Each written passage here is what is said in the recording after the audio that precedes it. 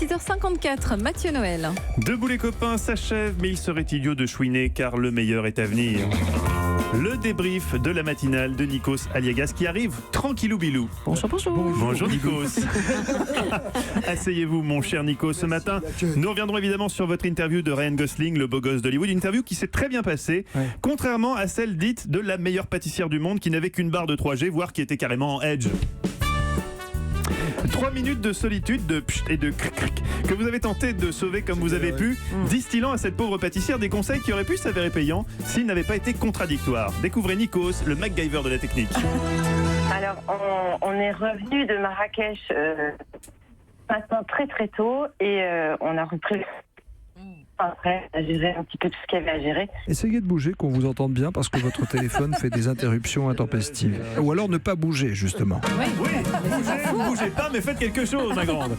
Heureusement, je le disais, ça s'est beaucoup mieux passé avec Ryan Gosling, qui interprète Neil Armstrong, le premier homme sur la Lune dans First Man. Même si au détour d'une de vos questions, Nikos, on a eu un peu peur. Au détour d'une de vos questions, on a eu un peu peur. Et Ryan aussi. On n'a pas tous les jours, j'imagine, l'opportunité d'aller sur la Lune. Well, you know, I didn't really go to the moon, right? Vous savez, je ne suis pas vraiment allé sur la Lune. Don't take me for a con, lancera hors micro Nikos à l'impertinent Ryan.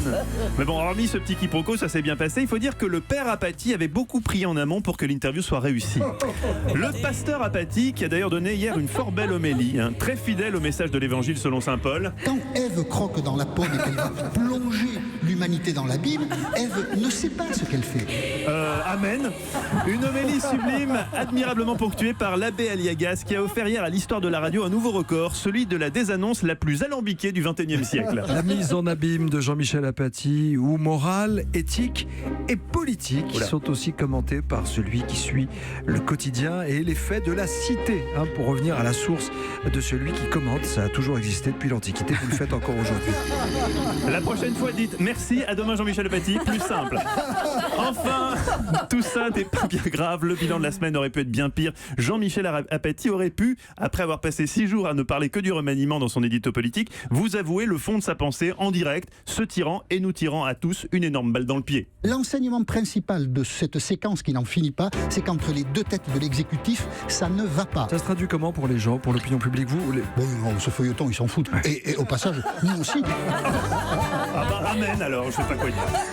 Vous êtes bon. Si vous saviez le nombre de gens qui me disent « Je vous adore, la matinale, c'est génial ». Et j'ai « Qu'est-ce que vous aimez dans la matinale ?» Le passage de relais. Merci.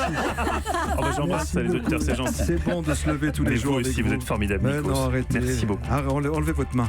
L'info et le sourire, toujours. Eva Rock, merci. Je vous souhaite un bon week-end à venir pour vous et un bon repos. Et je vous dis à lundi.